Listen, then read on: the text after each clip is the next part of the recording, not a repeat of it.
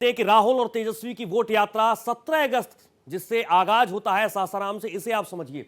दरअसल ये यात्रा अलग अलग जिलों में पहुंचेगी। 17 अगस्त सासाराम से इस यात्रा की शुरुआत होती है। इसके अलावा 18 अगस्त यानी कि दूसरे दिन ये यात्रा पहुंची। 19 अगस्त यानी कि आज नवादा नालंदा, सीएम नीतीश कुमार का जिला है नालंदा, और यहां पर आज ये यात्रा पहुंची है। 22 अगस्त को यह यात्रा भागलपुर पहुंचेगी, बेहद महत्वपूर्ण जिला है।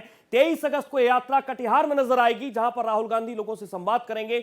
24 अगस्त को पूर्णिया और अररिया में ये यात्रा पहुंचेगी। इसके अलावा आपको यह भी बता रहे हैं कि अलग अलग जगहों पर ये यात्रा किस तरीके से नजर आएगी। लोगों से संवाद करते हुए नजर आएंगे राहुल गांधी, और इसी के साथ साथ राहुल तेजस्वी लगातार इस बात का जिक्र करते हुए नजर आ रहे हैं कि सारण आरा में 30 अगस्त एक एक बाकायदा तारीख के साथ हम आपको बताने की कोशिश कर रहे हैं कि कहां पर कौन सी तारीख को ये यात्रा राहुल और तेजस्वी की पहुंचने वाली है। 1 सितंबर पटना में यात्रा पहुंचेगी, और उसके बाद लोगों को समझाने की कोशिश की जा रही है राहुल गांधी की तरफ से, तेजस्वी यादव की तरफ से, कि किस तरीके से वोट चोरी की जा रही है। और वोट चोरी के अलावा राहुल गांधी इस बात का भी जिक्र किया, आप इसे समझिए। 17 अगस्त को सासाराम से इस यात्रा की शुरुआत हुई, 18 अगस्त को औरंगाबाद पहुंची, गया, और उसके बाद नवादा, नालंदा, शेखपुरा। नालंदा सीएम नीतीश कुमार का गृह जिला है, यहां पर आज ये यात्रा पहुंची। 22 अगस्त को भागलपुर में इस यात्रा को आप देख पाएंगे। कटिहार में 23 अगस्त को यह यात्रा पहुंचेगी। इसके अलावा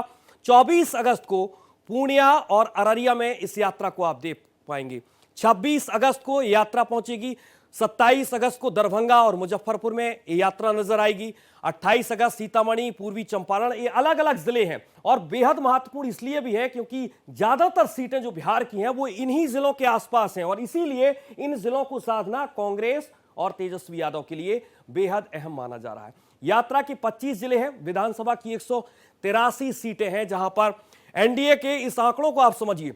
राहुल गांधी की बिहार यात्रा का सियासी गणित क्या है, राहुल गांधी ने इस यात्रा को कैसे शुरू किया है, इसे हम आपको समझाने का प्रयास करते हैं। यात्रा के 25 जिले रहने वाले हैं, जिसमें एनडीए 103 सीटें, जब पिछले चुनाव के नतीजे आप देखेंगे तो एनडीए ने 103 सीटों पर जीत हासिल की थी। इसके अलावा महागठबंधन, जिस पर राहुल गांधी और तेजस्वी यादव सवार हैं, 76 सीटें दर्ज की थी राहुल गांधी ने तेजस्वी यादव के साथ, और अन्य के खाते में 4 सीटें दर्ज की गई। 183 सीटें, बार बार आप सोचिए और समझिए कि इन्हीं 183 सीटों पर राहुल गांधी और तेजस्वी यादव सबसे ज्यादा फोकस करने वाले हैं। 2/3 ये सीटें हैं, और इसीलिए इन सीटों पर बेहद महत्वपूर्ण है। अन्य के खाते में 4 सीटें गई, लेकिन इस बार की तस्वीर बेहद अलग है। राहुल गांधी और तेजस्वी यादव कहां पर किस तरीके से चुनाव लड़े। 2020 70 सीट पर चुनाव लड़े, और सिर्फ 19 सीटों पर यहां पर जीत मिली राहुल गांधी को। अब सबसे बड़ा सवाल है जो लगातार उठाया जा रहा है कि क्या 58 सीटों पर राहुल गांधी नजर आएंगे, और अगर 58 सीटों पर राहुल गांधी चुनाव लड़ते हैं तो कितनी सीटें कांग्रेस के खाते में जाएंगी। ये बेहद महत्वपूर्ण समीकरण है। अब आप इसे समझिए कि अगर बिहार राहुल गांधी हारेंगे तो इसका इफेक्ट किस तरीके से पड़ेगा।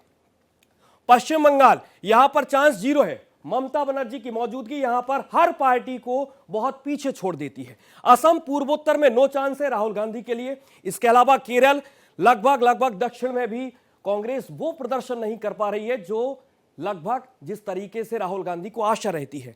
तमिलनाडु में भी नो चांस कांग्रेस के लिए बनता हुआ, और यही हाल है उत्तर प्रदेश में, जहां पर समाजवादी पार्टी का कुनबा लगातार बढ़ता जा रहा है। कांग्रेस बहुत पीछे नजर आ रही है। तो इन सब के अलावा बिहार अगर राहुल गांधी को नहीं मिलता है तो इसका सीधा असर 2029 के चुनाव पर पड़ेगा।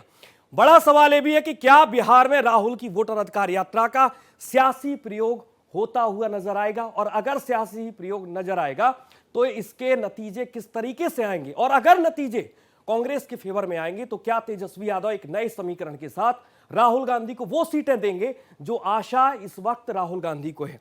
वोट चोरी और एसआईआर के खिलाफ वोटर अधिकार यात्रा वाली रणनीति क्या है। लगातार जिस बात का जिक्र यहां पर राहुल गांधी की तरफ से किया जा रहा है वोट चोरी का, क्या लोगों को समझाने में राहुल गांधी कामयाब हो पाएंगे। राहुल तेजस्वी की जोड़ी क्या बिहार में कमाल दिखा पाएगी, यह भी बेहद महत्वपूर्ण सवाल है, क्योंकि 25 जिले, 183 सीटें, लगभग 2/3 सीटें हैं बिहार की, जो वाकई में बेहद दिलचस्प हैं और बेहद महत्वपूर्ण सीटें हैं, और इन्हीं के इर्द गिर्द नतीजे रहते हैं बिहार चुनाव के।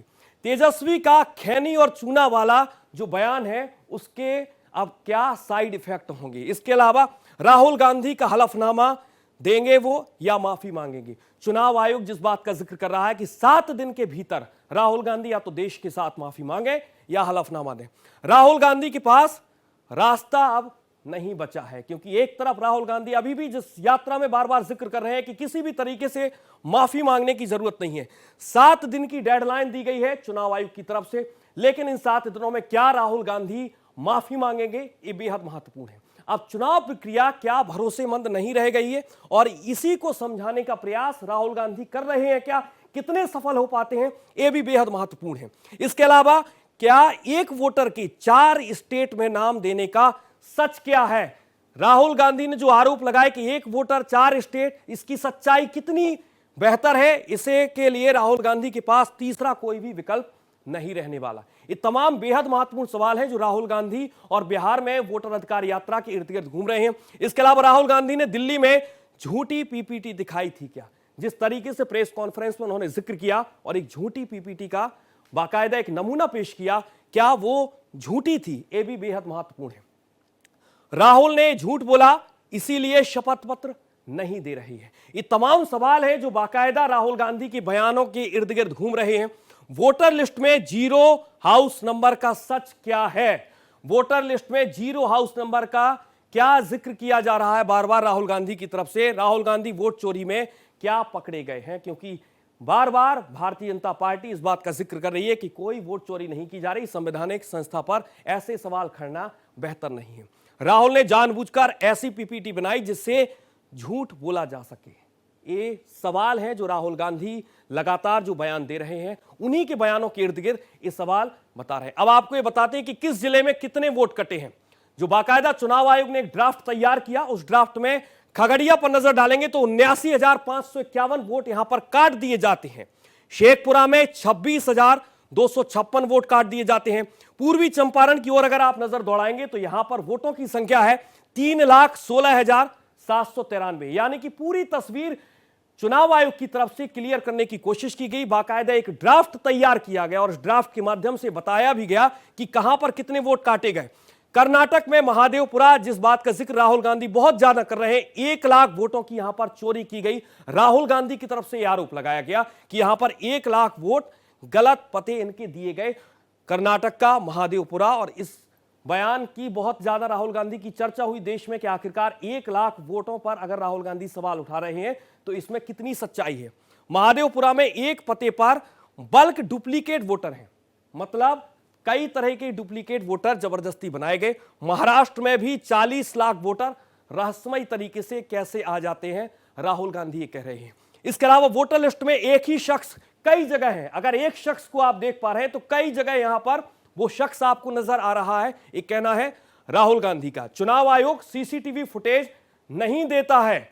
चुनाव आयोग पर राहुल गांधी ने के जो आरोप हैं वो हम आपको ये बताने की कोशिश कर रहे हैं, और इसके अलावा संविधान की रक्षा वाली संस्था को मिटा दिया गया।